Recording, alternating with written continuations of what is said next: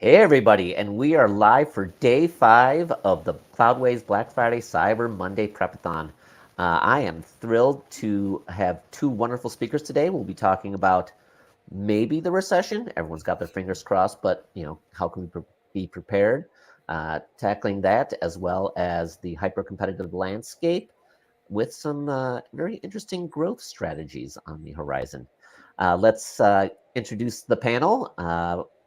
I am Robert Jacoby, Director of WordPress at Cloudways, and I will be the host for this wonderful panel today. Next up, we have Adam Smith. If you could tell us a few things about the wealth of nations. Sure. I mean, it's all about interest rates, right? That's a hot topic right now.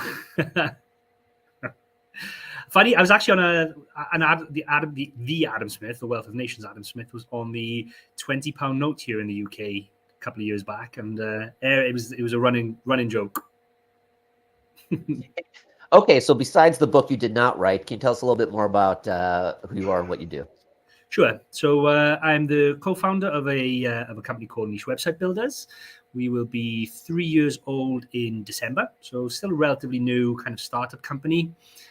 We are a digital marketing agency with a twist. We help mainly content site owners and affiliate site owners, and we help them buy, build, grow, scale, and exit their digital assets, essentially. We're now a team of about 150 full-time staff. And we offer everything from content through to link building, through to done-for-you affiliate websites from start to finish. Brilliant. Thank you, Adam. And all the way out from somewhere millions of miles away, Callum Sherwood. Hello, everyone. Thank you for your time. My name is Callum Sherwood. Please excuse my very blatant Australian accent. I'll try to slow things down for you. I'm the co-founder of worldwidebacklinks.com. We're an agency that specializes in outreach, link building, and other SEO services. So we've got around 30 people at Worldwide Backlinks. Our specialty is more in the, I would say, bulk space, where we do lots and lots of outreach campaigns and things like that. I myself have been in the SEO game for about a decade now. I was saying before the call that basically I started doing SEO from a farm when I was a young man. So I started in the black hat space and I moved over to the agency space. So I was working in Singapore for 4 years, where I managed 14 SEO techs. And now, yes, I'm running Worldwide Backlinks. So I feel that there's going to be a large amount of SEO and affiliate focus on how to take advantage of the coming economy. Yes, I think you hit the nail on the head. And please, you can say farm all day long. It sounds great. Yeah. I didn't think the like accent jabs would come this early, but that's okay. Well, it's late for you, so you should be already ready for it. Brilliant. Thanks, folks. And here's our agenda.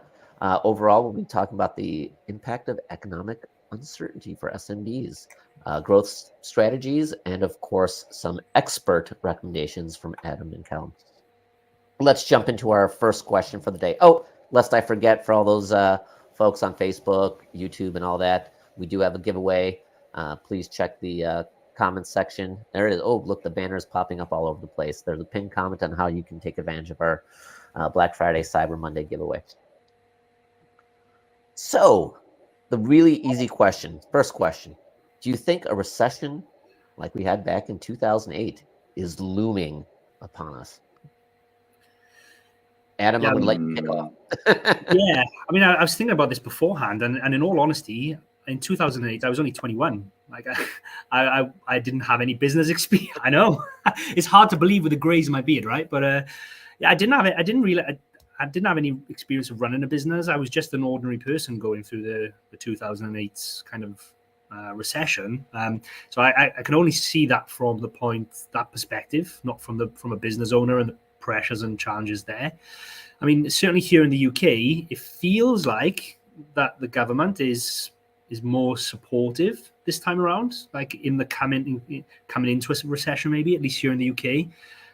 They're helping people with their energy bills, and they're helping people in all sorts of different ways. But I don't know if that's coming back off the back of COVID. I don't know, but it does feel a bit like the perfect storm. We've had couple of years of little to no growth with COVID. We've come out of it, and now things just seem to have just gone terrible, like in the economy. So I don't know is the honest answer. If we're coming up to one, feels like something's brewing. Something is definitely on the horizon, but whether the government can handle it better this time, I don't know. You know, that's a good point. It really has been an economic roller coaster over the last 4 years, for sure. Yeah, 100%. From collapse to hyper crazy to what we have today. Callum, any thoughts?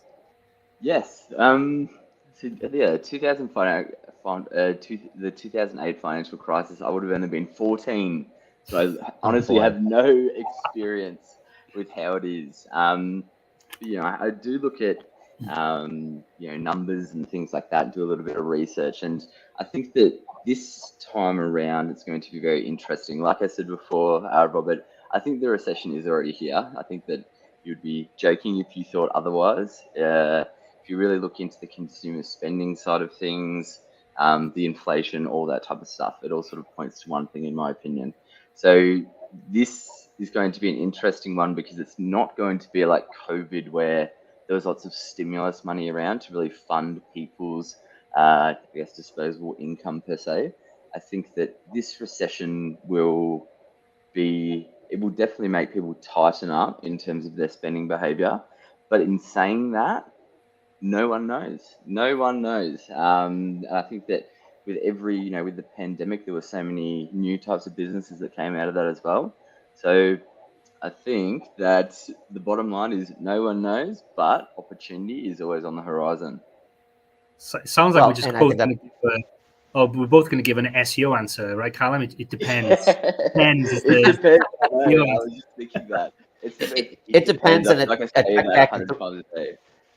Yeah, it depends, and check back in 3 months. Yeah. 6 months if you got a lever retainer. You bring up a great point, Callum, that a lot of new opportunities were created and people started going much more digital, especially on the SMB side. So I think there are tons of hidden opportunities that are going to be that folks will be able to take advantage of. And just doing some quick math in my head, back in 2008, I realized if I added both your ages together, I'd still be older than you. So that was terrible. And for our next question, so how will this affect digital SMBs? So agencies, freelancers, other SMBs in marketing, SEO space, certainly. Thoughts? Callum, what do you got? Yeah, okay. So I'll answer this in two different ways if you don't mind. So from an agency perspective, keep in mind that I have spent a lot of time working in agencies and things, so the finances and things like that I do roughly understand. I'm not an expert by any means, but I think that the recession will definitely affect the SMBs, because I have actually seen myself, say for example, sales teams and marketing teams pitching big clients and them getting down to the final line and the client cutting their marketing budget. And this is recent. So with a lot of these agencies, I think what's going to happen is they're sort of pitching for projects that when it gets down to procurement and things like that, they might get cut. Like, that's my feeling. And I think that marketing is something that's very easy to cut at a board level, but a lot of the time in this type of era, it should really be ramped up. I also think that in terms of like e-commerce websites in particular, there's going to be a big rise in D2C, so direct-to-consumer models, where people will probably go down that Etsy route where they make a product and they sell it themselves rather than go through like an aggregator or Amazon, whoever it may be. So I think that there's going to be a bit of a shift there. That's what my gut is telling me.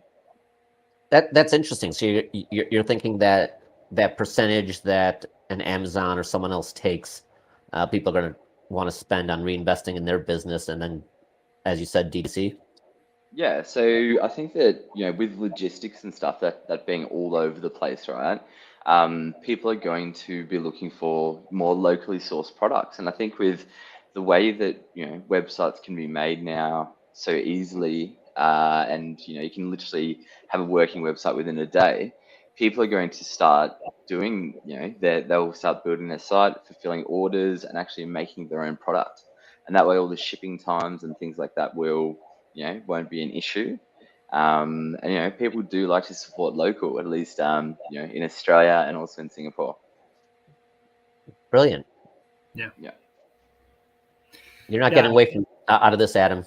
No, I agree 100%. On the agency level, especially, like marketing budgets, usually the first things to get cut, and especially SEO budgets, because they have a longer kind of return. There's a longer period before you start seeing results. So I definitely can see, like, especially bigger brands and bigger companies starting to cut back, and even small local ones cutting back on marketing, with SEO being the primary channel. They cut back first because they don't see that direct return.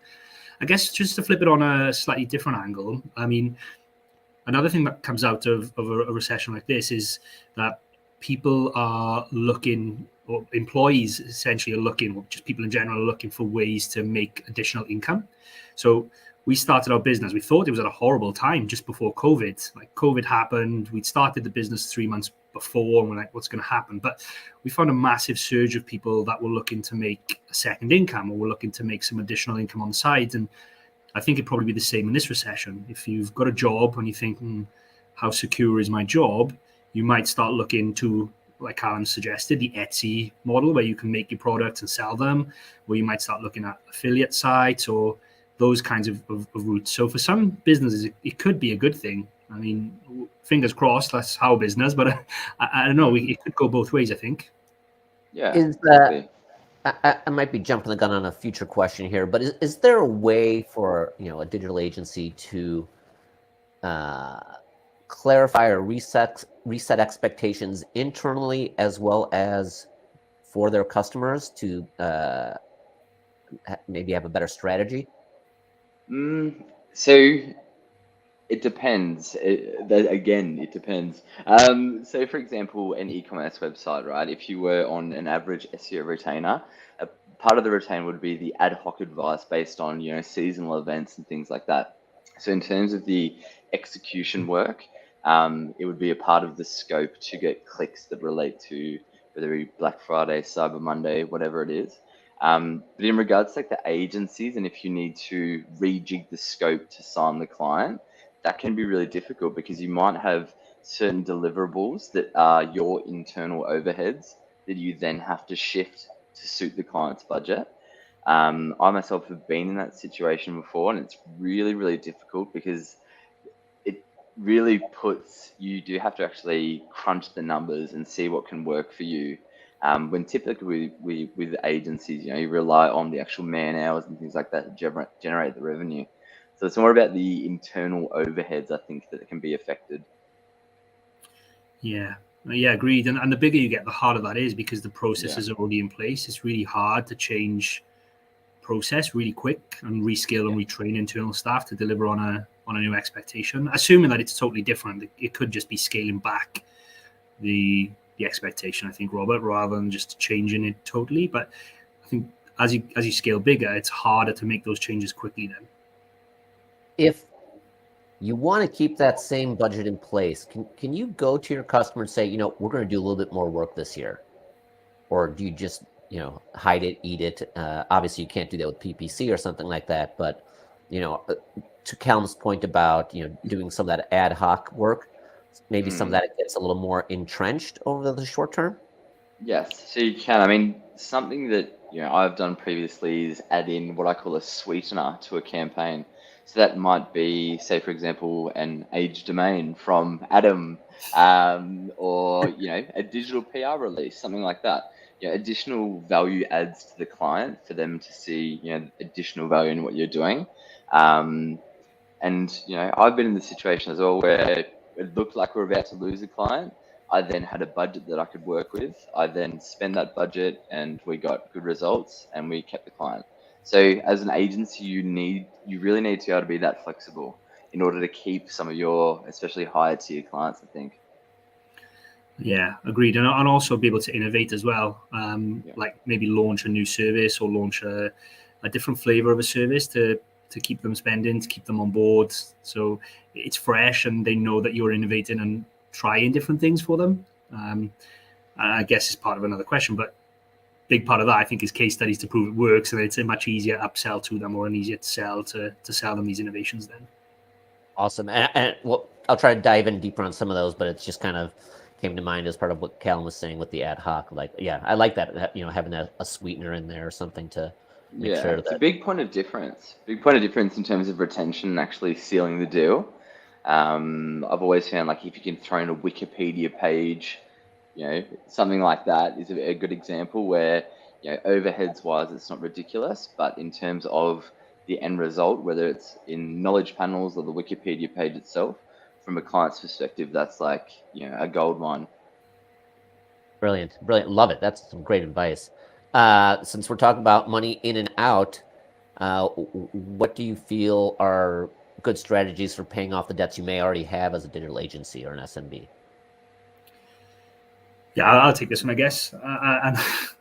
I'm going to be a bit fluffy, and I guess it depends on several things. But I think the big, the big thing for me is how is the debt structured? Like, is the debt cheap? It depends what kind of debt you've got. How long over that period is due? Are the penalties for paying early? Are the penalties for keeping the debt? And then I think this is the most important, and is, can you use that money elsewhere within the business for growth? So, all right, you could afford to pay off your debts, but could that money be better used for growth, or hiring new staff, or innovating new services and bringing those to market, or even just general marketing, because you've got a proven marketing engine where if you spend $1, then you get $5 back. Like, is that return better than the interest rate you're paying on your debt?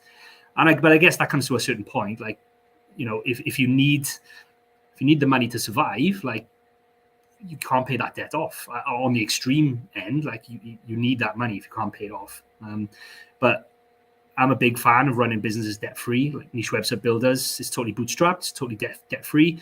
But on the flip side, I wouldn't be averse to taking on debt through a period of turbulence. If this was a deep recession and things didn't go the way we planned, then 100% we would look to take on some debt to see us through that period. But I'm a big fan of trying to structure the business in a way where you don't have to take on debt upfront anyway.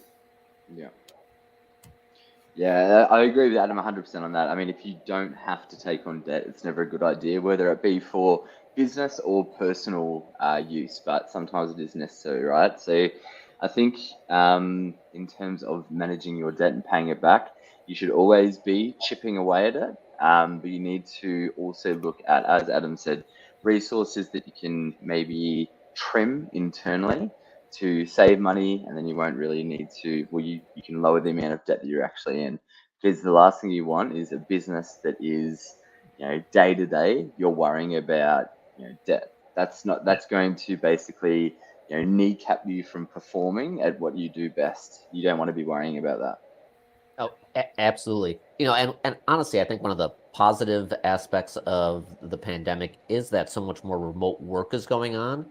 So folks have, less of that rent lease debt for office space and that kind of. Same for agencies as well. Like, with the remote working stuff, like some of them been able to shift from very expensive office space into co-working spaces, or, maybe smaller sized, offices as well.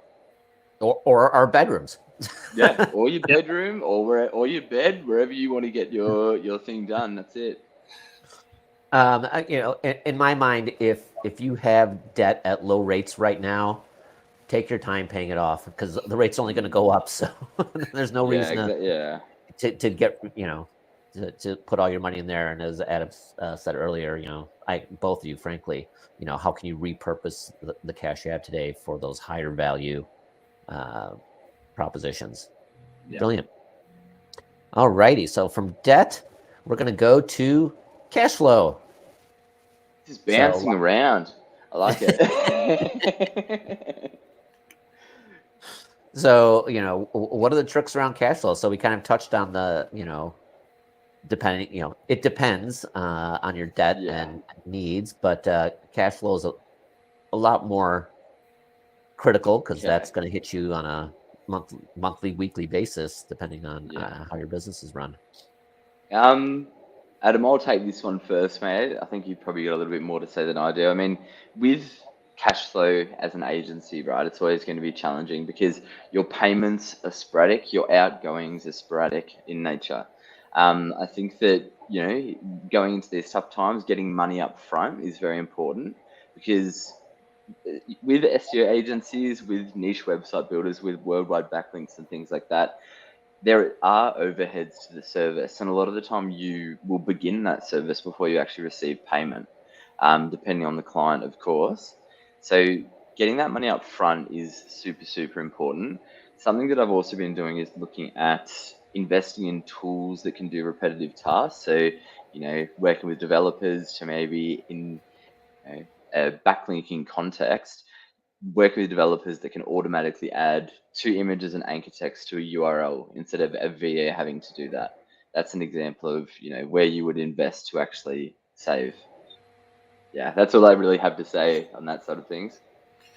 Yeah, you said a good point really about getting paid up front. And I mean, it's difficult if you already have an existing business, but one of the things that the way that we set our business up was that we get paid up front for everything. So we run, even though we're a digital marketing agency, we run the business as an e-commerce store. And that's really hard because you have to basically productize the service.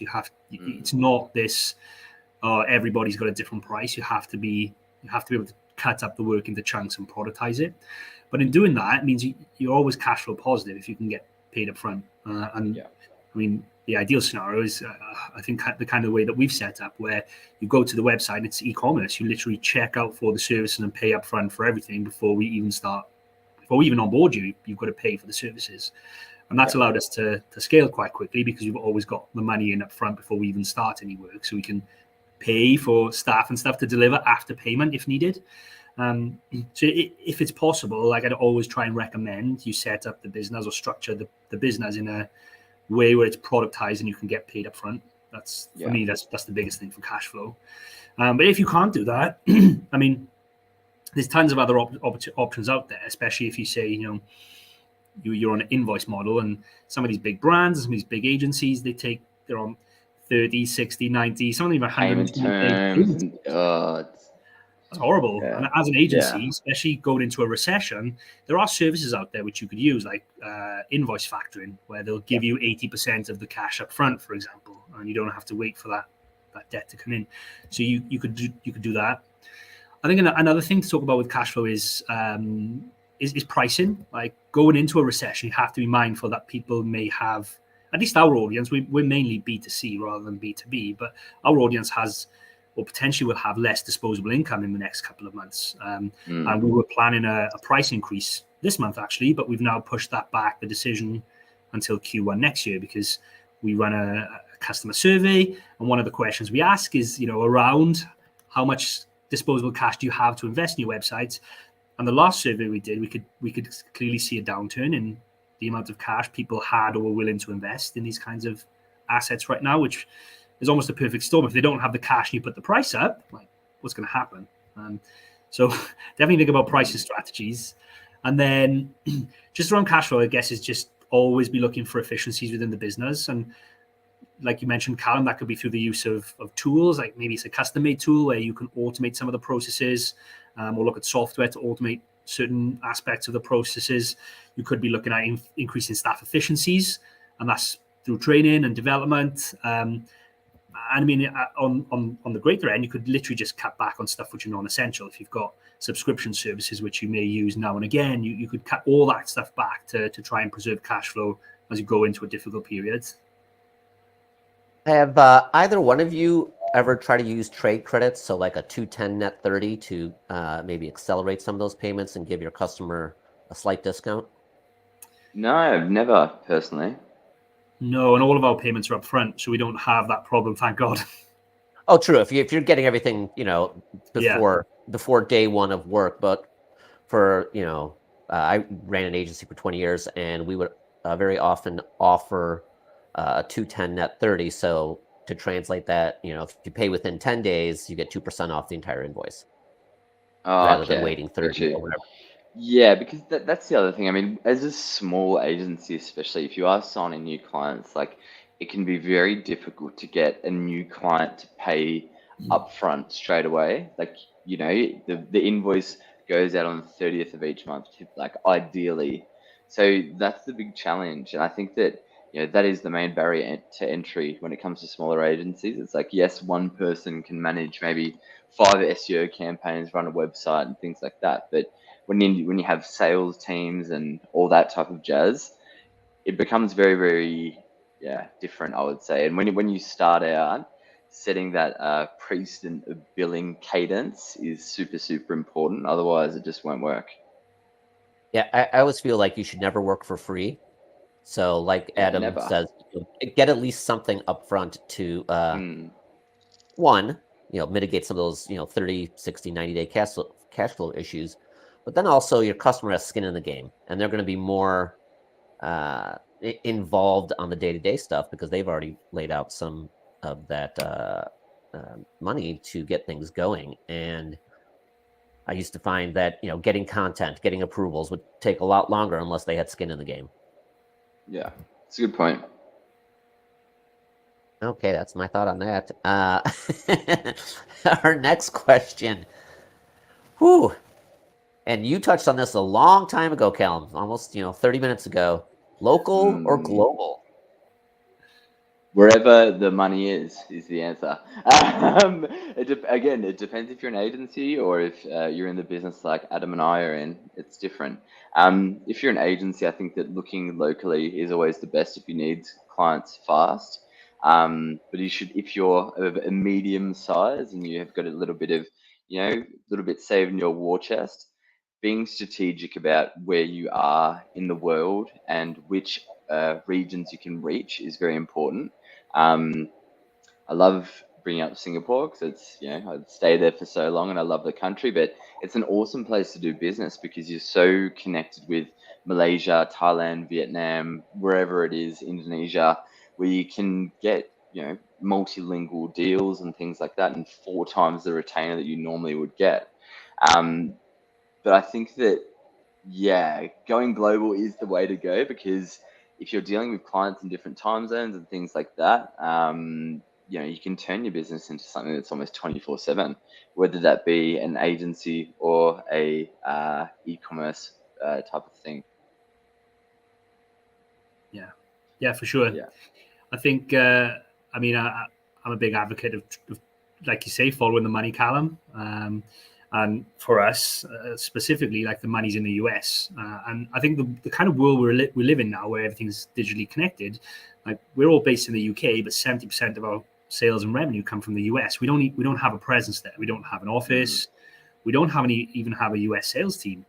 I think that the way that the world is now allows you to be global without actually being physically present globally, which is a massive advantage. You don't have to have those expensive offices. You don't have to even go and meet people. I mean, me and my co-founder have met each other maybe less than 15 times in real life. And we built this business together. Like the way Wow. the world is, you don't have to do that anymore. People are more willing to talk and close deals and negotiate via a Zoom call than they are if you meet them and shake their hand. In fact, it probably feels a bit weird for a lot of people now to meet up in real life and try and close a deal that way.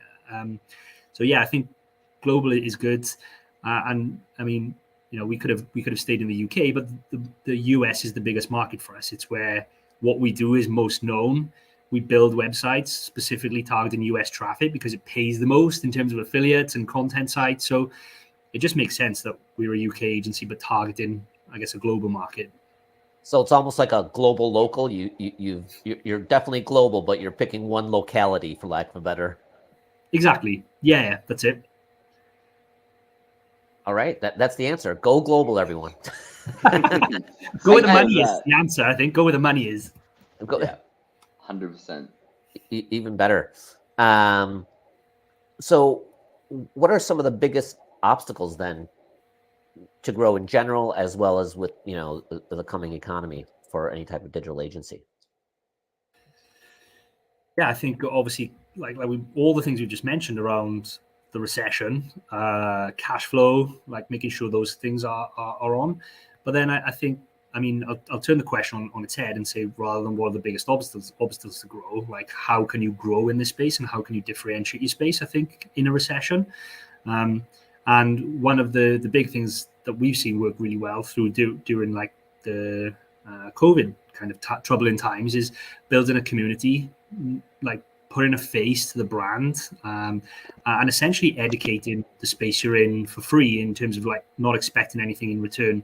I think a lot of agencies out there are always on the sell. I mean, I used to have a boss when I worked agency side, and his mantra was ABC, always be closing. Like whenever you speak to someone, always be selling them something. And that's the total opposite of the ethos that we have in our business now. Our ethos is give away 100% of your knowledge, share everything, don't hold anything back. And there's going to be a small cohort of your audience which will say, yeah, this is awesome, thank you very much, and go and do it themselves. But there's going to be an equal amount of people that will say, yeah, this is great, but I don't have the time or don't have the inclination to learn. Like, can you guys do it for me? And I think building a community and educating people and having a service to deliver on that on the back end is a way to overcome any kind of growth hurdles, really, because you differentiate from the market. There's not going to be a ton of competitors that will put the time and effort to grow and nurture and nature a community that way. And it's worked really well for us. We plan on doubling down in that next year. Brilliant. Okay, so with this, I mean, this is in regards to a digital agency, so I use that model as reference. When you do start out, realistically, it's going to be yourself or a business partner, 2 people max, right? 9 times out of 10, I think. Now, realistically, you need to, if you were starting an agency, I think it's safe to assume that you would know your stuff to some degree. But I think getting clients quickly is sort of going very niche specific in a certain broader area. So an example of that would be, if you are a digital marketing agency, maybe you'll try to specialize in the medical niche, right? So you can actually really hone in on that one audience and hit them with really good ads, case studies when it comes to all different types of marketing, performance media. If you have that niche audience, it's going to make things a lot easier in terms of finding clients and closing them, because you have all of the collateral that you need for one specific client type, and not a brand that may require 4 different services at once. So yeah, that's my tip for guys starting out. I'm seeing resources as a huge obstacle. So whether that's engineering resources, we touched on cash flow resources, time in general. How you're going to work out some of that. I do, this will be slightly self-serving, but we find with a lot of agencies that we work with at Cloudways that one of the reasons they come to Cloudways is they don't need to worry about hiring that sysadmin, because as a managed service, one-click ready hosting provider, they can do a lot of that themselves, and they don't have to be trying to find that $250,000 Amazon web services certified AWS. That's right. Yeah. And as that's resources may be an obstacle, obviously it's also an opportunity to look to where you can distribute some of those workloads to other SaaS platforms, right? I mean, we're probably all using some kind of online accounting system. We're probably, using some kind of online project management system, and those, save a lot of time and don't necessarily require us to hire huge, additional resources for HR or accounting. You get those folks on that ad hoc basis for, when you actually have to file taxes or put together some kind of HR documentation. Yeah, just on that note about staff, I mean, I don't know what it's like over where you guys are, but here in the UK, it's becoming, over the last year, it's become increasingly difficult to find good quality staff as well. I know we were hiring for a management accountant, and we were looking for around 6 months before we even had any decent interviews. Like, we were just getting rubbish through the door, to be fair. And we were looking for a HR consultant, and that took us around 8 months until we had them in the door. It's just really difficult to find jobs of a certain level or employees of a certain level right now, I think. I think like Yeah, with the resource side of things, the tricky thing is as an agency, or even Adam, with what you do, like you would definitely lean on some guys that are very specialized in what they do, whether it be prospecting, content writing, whatever it is that with individuals and it's human nature, you hit a certain level, right? And then you realize that you can sort of do it yourself. And I think that through the pandemic, because people were sort of forced to do it in some regard, I think that people realized they can work for themselves and actually make it work. And I think that that's really pulled from the talent pool because Adam, as you said, the same thing applies in Australia and Singapore as well. Um, and yeah, I think it's a worldwide thing. I'm Yeah. not really sure. Especially SEOs, it's really difficult to find those kinds of people because the good ones, they've realized they can do it for themselves. And Yeah. they don't want to. They don't want a job anymore. You know, Yeah, that's mate. a really good point. A lot of the experts are becoming freelancers and Yeah. don't want that full-time job. They Yeah. want even more remote freedom and flexibility, right? Like I know of individuals who were in my team who might have had 2 years hands-on SEO experience doing on-site SEO and things like that. They're now freelancing full-time, and Yeah. it's like and earning good money. And Yeah. it's like, my goodness. And that ties into the whole fact that SEO itself is growing because Meta and Google and the way they run their ads and things are not as cost effective as before. So more people are looking at content marketing and SEO, that type of stuff. So yeah, it's a bit of a recipe for success or a recipe for disaster. I'm not really sure. I was going to say the same thing. It's very bittersweet. So It is bittersweet. for all of our employees, we bought them 2 training courses. We bought them the Affiliate Lab and we bought them Authority Hacker training courses on how to build kind of niche websites themselves. And we encourage them quite aggressively to go away and build their own digital assets because they can speak the language, they've gone through the process. But I mean, on the back end, we know at some point some of these people are going to leave because the sites have become so successful, and it's really sweet. Like that's the way I left my agency job. Is I Yeah. had a website on the side and I worked on it and I got it to the point where I was making more income than I was at my job, and then I left. And Yeah. like me and Mark are preparing ourselves for one day where a couple of our star employees come to us and say, "Hey, thanks for pushing me. My site's making enough money I can leave now." And And what do you say to that? What do you say to No, that? It's like good on you. You can't. Yeah, it's good. Yeah, all the It's best. good. We push that, but on the flip side, then we have to replace them and start the cycle over again. Yes, So exactly Well, right. can you buy them out and say, let's do the next one now? Well, the thing is Yep. like a lot of with a lot of previous employees that I've had and things like that. If you keep things sweet with them, you do always run into them again. And if you can always make things win-win when it comes to service-based businesses. So keys never burn bridges, no matter what. for sure. Oh, and definitely in any kind of service side business, because you're always gonna be touching base, whether on You a never know. You never know. friendly competitive level or an acquisition or referral. I mean, that's another opportunity. And Yeah. speaking of opportunities, did I already miss that page? Oh no, there it is. The opportunity page looks different. So we talked about some of the obstacles, but then opportunities. I'm just going to start with one. Work up your referral business, right? Yeah. Yeah, referrals are massive. I think if you can do that, and on that point, like I think one of the biggest opportunities at the moment is just to maintain your current client base and ensure they're happy. It's always twice as expensive to replace a customer, especially if they're on a retainer or they're on a monthly kind of plan. Like do your best, do customer surveys and find out, are they unhappy with even small bits. We ran one recently and we found out that people wanted more touch points after we delivered the service. And we were like, well, in our opinion, our job is done. Like we've delivered the service to you, but they still wanted some follow-up. Like, so, there's those small things which you would never think of, which could lead to someone not coming back in the future.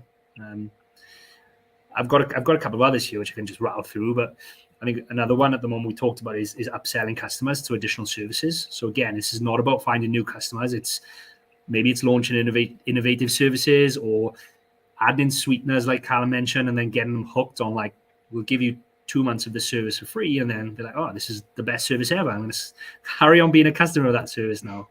Yeah. Yeah, then, farming versus hunting. Farming is a lot easier.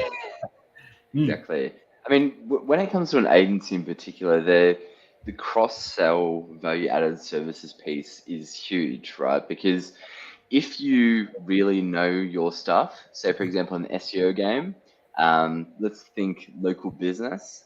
So if you were to spend maybe $200 on a Google My Business listing, you tweak the business name, get some nice images, use GatherUp or something to gather reviews, you will see an increase in either foot traffic, phone calls, or clicks to the website. So those type of value-added services where you can really provide proof to the customer, or if you're that confident and you have done it that many times, pay once it's done. Pay, like, have a contract that says only pay if it performs.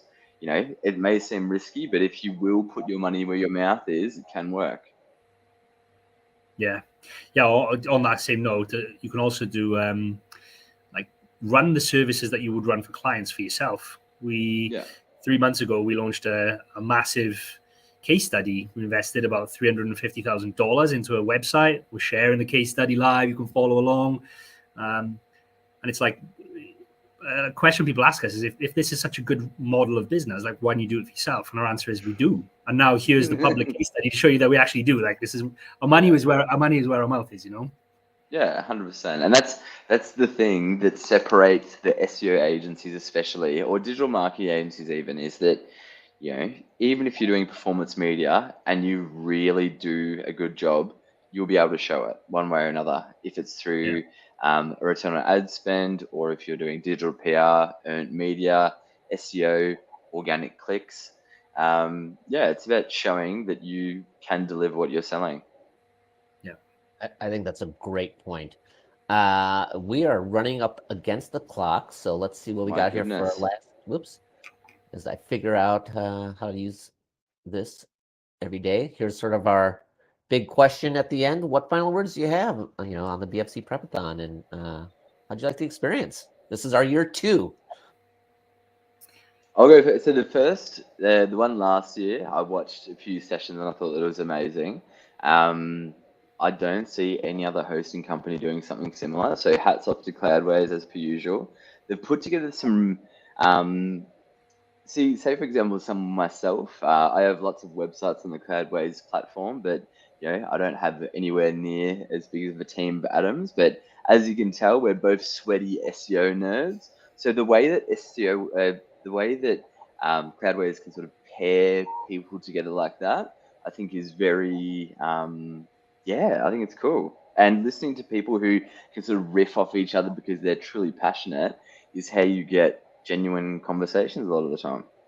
I mean, thank you so much. It's been great having you on, Callum. I really appreciate the time, especially since I know it's like midnight almost for you. That's We're totally here. We're covering North America, Europe, and Asia.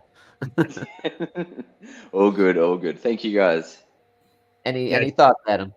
Just to echo what Callum said, basically, thanks for putting on such an awesome show, an awesome event. We're incredibly happy Cloudways customer and client. Will continue to be a happy Cloudways customer, but it's because of these extra touches. You don't see that with many hosting providers. You don't see them going out of their way to educate. It's kind of what I touched upon. Giving away knowledge, educating, building a community.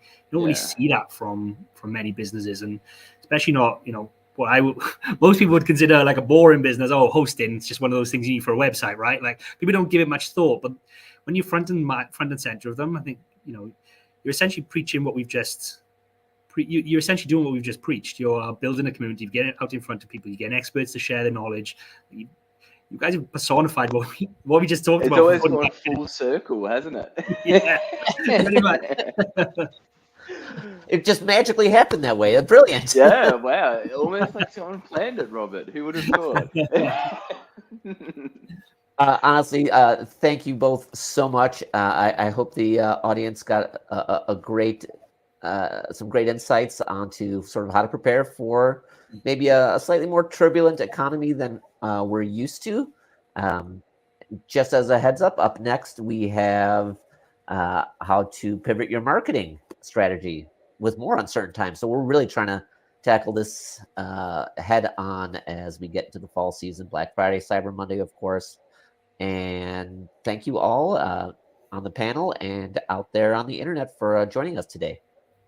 Awesome. Thanks, everyone. Thank you, guys. Have a good one. Take it easy. Cheers. See you. Thank you very much. Bye.